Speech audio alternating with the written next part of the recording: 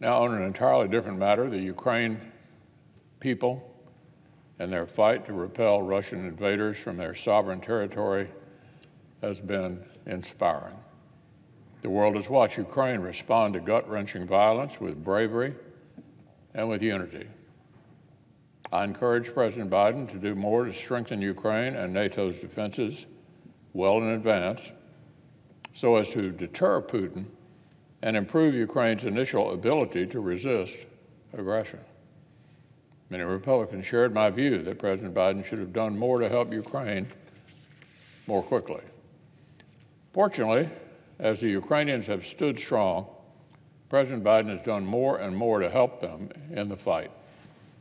We're now investing to ensure Ukraine's forces are equipped to win, and the arsenals of NATO allies who have joined in support can be replenished. As I explained yesterday, American support for Ukraine is not mere altruism.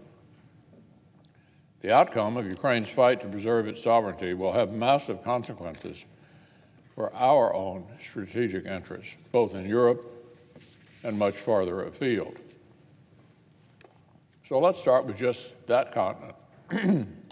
Europe is home to some of America's longest-standing friendships and deepest trading partnerships.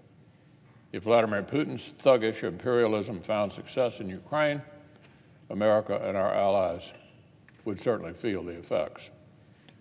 Prior to the current conflict in Ukraine, Putin's creeping expansionism, his interventions, and manipulations of so-called frozen conflicts from Georgia and Crimea and Transnistria only emboldened him. He must be stopped.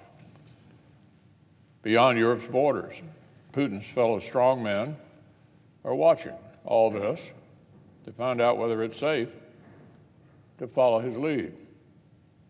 In Beijing, President Xi's Communist Party is looking for a green light to apply the Russian model to their own wish list of sovereign territories to subjugate, starting, of course, with Taiwan. For their part, the Taiwanese people know they're in the crosshairs. As they demonstrated in solidarity with the people of Ukraine, the warning on the island in recent months has been, quote, "Today Ukraine, tomorrow Taiwan." As Taiwan's foreign minister put it recently in the Washington Post, the war in Ukraine has made it clear to the world how important it is for democracies to stand shoulder to shoulder against authoritarian aggression. Fortunately, fellow democracies in the Indo-Pacific are doing exactly that. Early this month, Japan's defense minister acknowledged that China has been, quote, "carefully observing" both Russia's aggression and the reactions of the international community.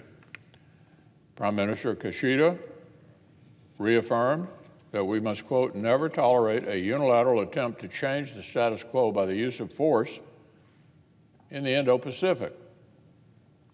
From Kyiv to Taipei to Tokyo, America's friends and partners see Russia's behavior for exactly what it is, a dangerous spark to be stamped out. Ukraine is succeeding in large part because it took security seriously, especially since the 2014 invasion. Ukraine reformed its military training, doctrine, and operations. They abandoned the outdated Soviet model for a more dynamic Western approach. With help from the West, Ukraine invested in its capabilities. Other allies and partners should heed these lessons sooner rather than later. They should invest in their own defenses, seek interoperability with like-minded partners, and seize opportunities to train with top-tier militaries like our own. We must continue to help them do exactly that.